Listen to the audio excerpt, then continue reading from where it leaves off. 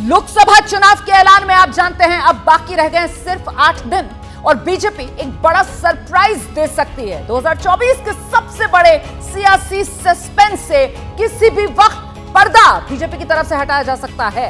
दरअसल समझिए आप 370 सीट का टारगेट लेकर चुनाव मैदान में उतरी भारतीय जनता पार्टी ने अपने 100 से ज्यादा उम्मीदवारों के नाम तय कर लिए हैं। इतना ही नहीं, इस बार का लोकसभा चुनाव बीजेपी के लिए बेहद खास। प्रधानमंत्री लगातार 3 बार पीएम बनने के दिवंगत प्रधानमंत्री जवाहरलाल नेहरू के रिकॉर्ड की बराबरी कर सकते हैं और इसीलिए पार्टी मंदिर और मंडल दोनों को साथ लेकर चल रही है। हम आपको पीएम मोदी का एक बयान जरा पहले सुनवाते हैं। कांग्रेस वाले भूल जाते हैं कि जितनी गाली देंगे 400 पार का संकल्प उतना ही मजबूत होगा। ये जितना कीचड़ फेंकेंगे 370 कमल उतने ही शान से खिलेंगे। तो बीजेपी 370 पार वाला टारगेट सेट कर चुकी है, लेकिन इसे अचीव करना आसान नहीं है। इसलिए मुद्दे हों, उम्मीदवार हों, बीजेपी दोनों ही मामलों में फूक फूक कर कदम आगे बढ़ा रही है। किस सीट से पार्टी ने किस कैंडिडेट का नाम फाइनल किया है और किस कैंडिडेट के नाम पर फाइनल मोहर लगना अभी बाकी है। हमारे पास इससे जुड़ी बड़ी जानकारी और इस वक्त बड़ी खबर मैं आपको बताने जा रही हूं। अक्षय कुमार जी, अभिनेता अक्षय कुमार की मैं बात कर रही हूं। अक्षय कुमार को टिकट देने पर चर्चा हो रही है और कौन सी सीट से? ये सीट दिल्ली की चांदनी चौक सीट है जहां से अक्षय कुमार को टिकट दिया जा सकता है। इतना ही नहीं, चंडीगढ़ से भी अक्षय कुमार को टिकट देने की चर्चा है। इसी को लेकर और जानकारी के लिए सीधे आपको लेकर चलते हैं। हमारे साथ हमारे सहयोगी नीरज पांडे इस वक्त मौजूद हैं। नीरज, अक्षय कुमार उम्मीदवार के तौर पर और उन्हें किस सीट से चुनाव मैदान में उतारा जाए, इसको लेकर एक नहीं बल्कि 2 सीटों पर कहीं ना कहीं नजर रखकर फोकस किया जा रहा है, रणनीति बनाई जा रही है कि कौन सा बेहतर रहेगा। देखिए, अक्षय कुमार ने पिछले कुछ दिनों में अपनी जो इमेज है एक भारतीय के तौर पर उन्होंने पेश की है और सबसे बड़ी चीज़ ये है कि उन्होंने हाल ही में अपनी जो इंडियन नागरिकता ली है उससे बिल्कुल साफ हो गया है कि वो राजनीति में कदम बढ़ा सकते हैं। मेरी जो जानकारी है उसके अनुसार अक्षय कुमार को भारतीय जनता पार्टी चंडीगढ़ अथवा दिल्ली की किसी सीट से चुनाव मैदान में उतार सकती है, लेकिन फिलहाल ये इनिशियल बातचीत से आ रही है। अभी इस पर औपचारिक ऐलान नहीं हुआ है, ना ही औपचारिक रूप से कोई भारतीय जनता पार्टी की तरफ से मैसेज आया है, ना अक्षय कुमार की तरफ से मैसेज आया। लेकिन हमारी जो जानकारी है लगातार इस पर इंटरनल विचार मंथन चल रहा है, बातचीत चल रही है और कभी भी ये फैसला लिया जा सकता है। ये बड़ी जानकारी। चांदनी चौक सीट जहां से फिलहाल डॉक्टर हर्षवर्धन सांसद बीजेपी के, चंडीगढ़ सीट जहां से किरण खेर बीजेपी के सांसद, और इन दोनों ही सीटों पर इस बार उम्मीदवार बदला जाएगा, ये कयास लगाए जा रहे हैं और इन 2 सीटों के लिए अक्षय कुमार का नाम सामने आ रहा है। आप रहिए मेरे साथ, मैं लौटूंगी आपके पास। बीजेपी इस बार दिल्ली पर खास ध्यान दे रही है क्योंकि बीजेपी के खिलाफ कांग्रेस और आम आदमी पार्टी ने दिल्ली में हाथ में ला लिया है ना। बताया जा रहा है पार्टी दिल्ली की 7 में से 4 सीटों पर नए चेहरे उतार सकती है चुनाव मैदान में। इससे जुड़ी बड़ी खबर अब मैं आपको बताने जा रही हूं। बताइए दर्शकों को, ब्रेकिंग न्यूज इस वक्त की यह है कि दिल्ली के 4 सांसदों के टिकट काटे जा सकते हैं। दिल्ली में गौतम गंभीर का टिकट कट सकता है, केंद्रीय मंत्री मीनाक्षी लेखी का टिकट काटा जा सकता है, डॉक्टर हर्षवर्धन चांदनी चौक वाली सीट जहां से अक्षय कुमार का नाम सामने आ रहा है उसके बारे में भी आप समझ ही गए होंगे कि वहां पर भी बदला जाएगा उम्मीदवार। हंसराज हंस का टिकट भी कटना तय माना जा रहा है। तो वो कौन से 3 सांसद हैं जिनकी सीट सेफ है, सुरक्षित है? एक प्रवेश वर्मा, दूसरे मनोज तिवारी और तीसरे रमेश बिदुड़ी का नाम सामने आ रहा है। एक बार फिर से आपको लेकर चलते हैं। नीरज पांडे हमारे साथ लगातार बने हुए हैं। नीरज, दिल्ली में 7 का 7 स्कोर 2014-2019 लगातार बीजेपी हासिल कर रही है। वही स्कोर बरकरार रहे आप और कांग्रेस के साथ आने की चुनौती के बावजूद, इसीलिए ये कैंडिडेट चेहरे बदलने वाला दांव।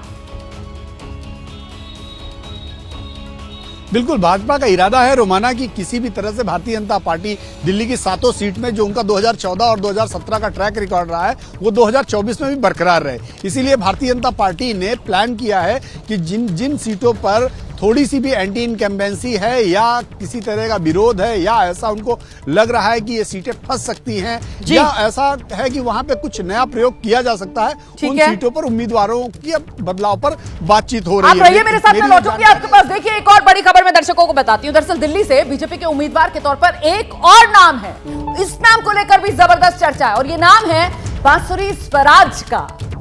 दिल्ली में 4 नए चेहरे बीजेपी उतार सकती है। बीजेपी दिल्ली से बांसुरी स्वराज को टिकट दे सकती है। दिल्ली बीजेपी की सचिव हैं फिलहाल बांसुरी स्वराज। टिकट के लिए बांसुरी स्वराज के नाम पर चर्चा हो रही है।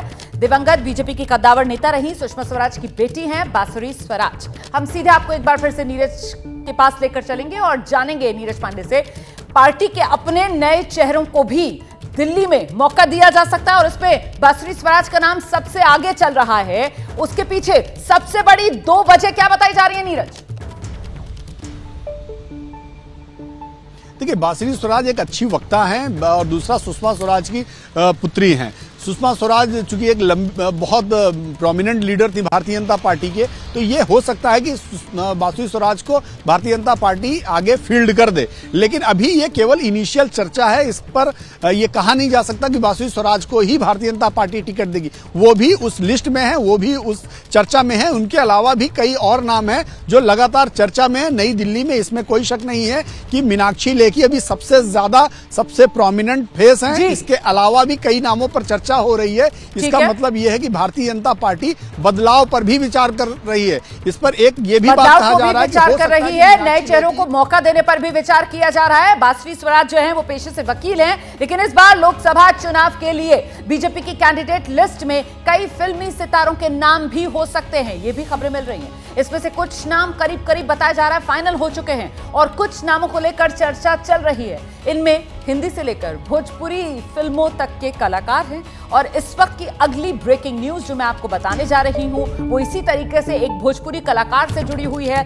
बंगाल की आसनसोल सीट, यहां से पवन सिंह को टिकट दिया जा सकता है बीजेपी की तरफ से। भोजपुरी फिल्मों के मशहूर एक्टर हैं पवन सिंह। आसनसोल से फिलहाल शत्रुघ्न सिन्हा टीएमसी के टिकट पर जीतकर सांसद हैं और अब बीजेपी की तरफ से यहां पर कलाकार के सामने कलाकार को ही चुनाव मैदान में उतारने की रणनीति पर काम किया जा रहा है। सीधे आपको लेकर चलेंगे, हमारे सहयोगी वीरेश पांडे इस वक्त हमारे साथ मौजूद हैं। Viresh, actor versus actor, Asansol में यही चुनावी मिजाज रह सकता है?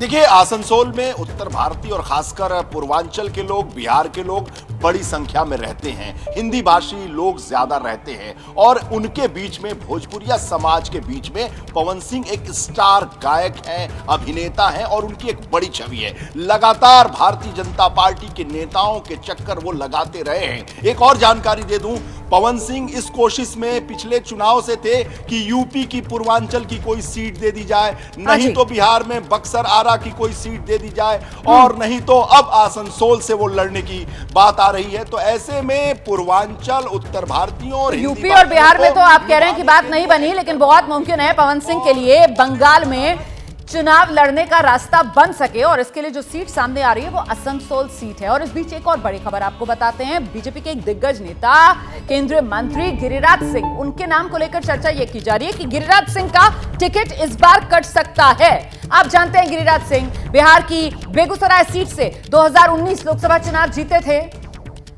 कन्हैया कुमार को उन्होंने हराया था और ऐसे में बेगूसराय से गिरिराज सिंह जो सांसद हैं, इस बार उनका टिकट काटकर राकेश सिन्हा को वहां से चुनाव मैदान में उतारा जा सकता है। राकेश सिन्हा जो कि राज्यसभा सांसद बीजेपी के। हम सीधे आपको लेकर चलेंगे, हमारे साथ हमारे सहयोगी नीरज पांडे इस वक्त मौजूद हैं। नीरज, बेगूसराय से टिकट कट सकता है गिरिराज सिंह का, लेकिन जो नाम सामने आ रहा है राकेश सिन्हा, मतलब कहीं ना कहीं वो जातिगत समीकरण जो है उसको पार्टी बरकरार रख रही है। भूमिहार का अगर टिकट कटेगा तो फिर दूसरे भूमिहार को ही चुनाव मैदान में उतारने की तैयारी, यही रणनीति।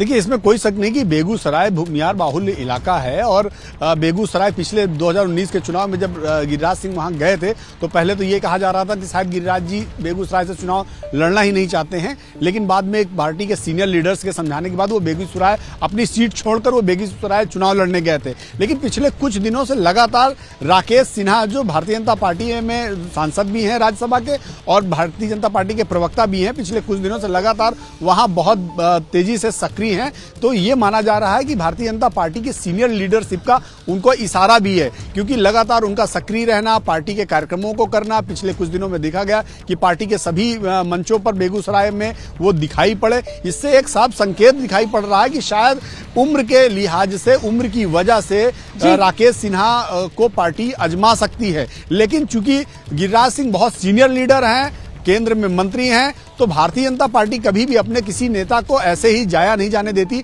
ऐसे ही नहीं छोड़ती। जब किसी नेता को बड़ा खड़ा करती है, बड़ा बनाती है, तो उसका इस्तेमाल भी करती है। तो निश्चित रूप में यदि राकेश सिन्हा को भारतीय जनता पार्टी वहां से टिकट देती है तो दूसरा कोई ना कोई विकल्प गिरिराज सिंह के लिए जरूर भारतीय जनता पार्टी। बहुत शुक्रिया आपका नीरज पांडे इस तमाम जानकारी के लिए। वीरेश पांडे आपका भी बहुत शुक्रिया इस तमाम जानकारी के लिए। आगे बढ़ते हैं। देखिए, बीजेपी जो है वो जब ऑफिशियली उम्मीदवारों के नाम का ऐलान करेगी उसका तो हम सबको इंतजार है। उसमें किन राज्यों का पर्चा सबसे पहले खुलेगा, अब मैं आपको जरा ये बता देती हूँ। ये कौन कौन से राज्य हैं जहां से करीब 100 उम्मीदवारों के नाम सबसे पहले सामने आएंगे, ये एक एक करके आपको बताते चलते हैं। पहले इनका पर्चा खुलेगा। 17 राज्य बताए जा रहे हैं और उसमें कौन कौन से राज्य हैं आपके सामने हैं। उत्तर प्रदेश से शुरुआत होगी इस सिलसिले की। दिल्ली, तेलंगाना, पश्चिम बंगाल, छत्तीसगढ़, राजस्थान। आगे बढ़ते हैं, मध्य प्रदेश, त्रिपुरा, गोवा। इतना ही नहीं, पहाड़ी राज्य उत्तराखंड से लेकर देश के पश्चिमी राज्य गुजरात तक, पूर्वी राज्य असम से लेकर झारखंड, दक्षिण में तमिलनाडु, फिर ओडिशा और एक बार फिर से पूर्वी भारत मणिपुर तक। ये वो राज्य हैं, 17 राज्य हैं जहां उम्मीदवारों के नाम का ऐलान पहले किया जाएगा। इसके अलावा 3 केंद्र शासित प्रदेश भी तो हैं। जम्मू कश्मीर है, पुडुचेरी है, अंडमान निकोबार है। तो जो पहली लिस्ट आएगी उसमें ये जो 3 केंद्र शासित प्रदेश हैं, यहां के लिए उम्मीदवारों के नाम का ऐलान होगा। बताया जा रहा है पहली लिस्ट में इन्हीं राज्यों से उम्मीदवारों के नाम पर चर्चा हुई है और इन्हीं राज्यों के लिए उम्मीदवारों के नाम फाइनल किए गए हैं। तो बीजेपी के संभावित उम्मीदवारों को लेकर मेरे पास एक और बहुत बड़ी अंदर वाली खबर है। ये खबर राजस्थान से है, आपके लिए जानना बेहद जरूरी है। दरअसल झालावाड़ से दुष्यंत सिंह को टिकट दिया जा सकता है। झालावाड़ से एक बार फिर से रिपीट होंगे दुष्यंत सिंह, ये खबर सामने निकल कर आ रही है। वसुंधरा राजे के बेटे हैं दुष्यंत सिंह, उनको टिकट दिया जाएगा, ये जानकारी है। 2014 से झालावाड़ के ही सांसद हैं दुष्यंत सिंह। नीरज का रुख करते हैं, नीरज हमारे साथ बने हुए हैं लगातार, जरा नीरज से जान लेते हैं। मतलब दुष्यंत सिंह को टिकट मिलना तय माना जा रहा है पार्टी के भीतर। जी बिल्कुल, ये कहा जा सकता है 2014 नहीं बल्कि 2009 से, मैं आपको बता दूं रोमाना यहाँ थोड़ा संशोधित है, 2009 से लगातार वो झालावाड़ सीट से ही सांसद हैं। 2009 में भी वो जीत कर आए थे, जब 4 सांसद जीत कर आए थे पूरे राजस्थान से भारतीय जनता पार्टी के, तो उसमें झालावाड़ से दुष्यंत सिंह भी थे। 2014 भी वो वही उसी सीट से चुनाव उन्होंने जीता और 2019 का चुनाव भी उसी सीट से दुष्यंत सिंह ने जीता। और माना यह जा रहा है कि इस बार 2024 में भी वसुंधरा राजे के पुत्र हैं दुष्यंत सिंह, उनको उसी सीट से चौथी बार चुनाव मैदान में भारतीय जनता पार्टी उतार सकती है। तो ये अभी सबसे बड़ी खबर जो आपने दी है बिल्कुल सही है कि दुष्यंत सिंह का जो नाम है वो झालावाड़ से सिंगल नाम आया हुआ है और पैनल सामने रखा गया है केंद्रीय चुनाव समिति के। अब ये चूंकि केंद्रीय चुनाव समिति को अंतिम फैसला लेना है, वो पता चलेगा जब लिस्ट सामने आएगी, तभी सामने आएगा कि वाकई पार्टी ने उनको वहां से चुनाव मैदान में उतारा या किसी और सीट से चुनाव मैदान में उतारा। लेकिन हमारी जो जानकारी है, झालावाड़ से एक बार फिर से दुष्यंत सिंह भारतीय जनता पार्टी के कैंडिडेट बनने जा रहे हैं। जी रोमाना। जी नीरज, मैं लौटूंगी आपके पास, रहिए आप मेरे साथ। पश्चिम बंगाल की बात जरा कर लेते हैं। पश्चिम बंगाल की बशीरहाट लोकसभा सीट, और ये जो बशीरहाट लोकसभा क्षेत्र है ये महत्वपूर्ण इसलिए क्योंकि आजकल जो पश्चिम बंगाल में सबसे ज्यादा सुर्खियों में नाम आप सुन रहे हैं वो संदेशखाली, और संदेशखाली विधानसभा इसी बशीरहाट लोकसभा में आती है। वहीं से बीजेपी किसे चुनाव लड़वाएगी, इसके बारे में भी एक बहुत एक्सक्लूसिव खबर मैं आपको देने जा रही हूं। बंगाल की बशीरहाट सीट से बड़ी खबर यह है कि यहां बीजेपी किसी नए चेहरे को आजमा सकती है। संदेशखाली आंदोलन में शामिल किसी कार्यकर्ता को यहां उम्मीदवार बनाया जा सकता है। बशीरहाट लोकसभा क्षेत्र का हिस्सा है संदेशखाली। जो संदेशखाली विधानसभा है वो इसी बशीरहाट लोकसभा में आती है। फिलहाल ये जो बशीरहाट लोकसभा सीट है इस पर टीएमसी की नुसरत जहां वो सांसद हैं, टीएमसी की ये सीट मानी जाती है, लेकिन यहां बीजेपी संदेशखाली के जरिए अपनी सियासी जमीन तलाशने की तैयारी में बशीरहाट लोकसभा सीट में।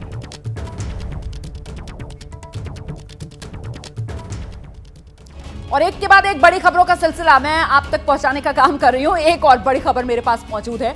यह खबर जो है वो मध्य प्रदेश से। शिवराज सिंह चौहान जी, पूर्व मुख्यमंत्री मध्य प्रदेश के, वो लोकसभा चुनाव लड़ने जा रहे हैं। शिवराज सिंह चौहान को टिकट मिलने वाला है लोकसभा का। बड़ी खबर मैं आपको बता रही हूं। शिवराज को विदिशा से चुनाव लड़ाने की उम्मीद जताई जा रही है। पार्टी शिवराज को हालांकि भोपाल से चुनाव लड़वाना चाहती थी, लेकिन शिवराज सिंह चौहान विदिशा पर आकर रुक गए हैं। विदिशा वो सीट है जहां से शिवराज सिंह चौहान पहले भी सांसद रहे हैं और ऐसे में एक बार फिर शिवराज सिंह चौहान की अपनी पसंद लोकसभा सीट के लिहाज से वही उनकी पुरानी विदिशा लोकसभा सीट है जो उनके दिल के बेहद करीब है। हालांकि पार्टी की तरफ से कोशिश थी कि किसी तरीके से शिवराज सिंह चौहान को भोपाल से चुनाव मैदान में उतार दिया जाए। तो अब उम्मीद यही जताई जा रही है कि पार्टी शिवराज की जो चाह है उसे पूरी करेगी और विदिशा से ही शिवराज सिंह चौहान उम्मीदवार बनाए जा सकते हैं। देखिए, शिवराज सिंह चौहान एक तरीके से मध्य प्रदेश में विधानसभा चुनाव की कमान उनके हाथ में इस रूप में थी कि उन्हीं की वो लाडली बहना वाली योजना और जिस तरीके से उन्होंने जमीन पर उतरकर मध्य प्रदेश में विधानसभा चुनाव में पूरी तरीके से बागडोर पार्टी की अपने हाथ में रखी। हालांकि चेहरा उनको नहीं बनाया गया था पार्टी की तरफ से, लेकिन बावजूद इसके जो समीकरण और जो कयास उस वक्त लगाए जा रहे थे कि मध्य प्रदेश में लड़ाई आसान नहीं होगी, कहीं ना कहीं एक सिंपैथी वेव कमलनाथ के लिए होगी, उस सबसे उलट जाकर शिवराज सिंह चौहान ही उस समय पार्टी की कमान संभाले हुए थे जब बड़ी जीत मध्य प्रदेश में बीजेपी को मिली। सीएम का चेहरा नहीं बने थे, मुख्यमंत्री की कुर्सी नहीं मिली उनको, लेकिन अब लोकसभा चुनाव में शिवराज सिंह चौहान को लोकसभा चुनाव का टिकट दिया जाना तय माना जा रहा है। जैसे ही घड़ी का काटा दोपहर 2:30 पे आए, बबीता जी का दिल सास बहू साजिश के लिए मचल जाए।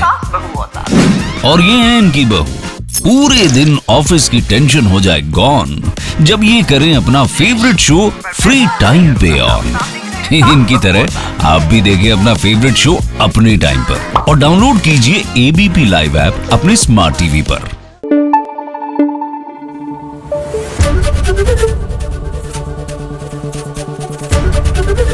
एबीपी न्यूज आपको रखे आगे।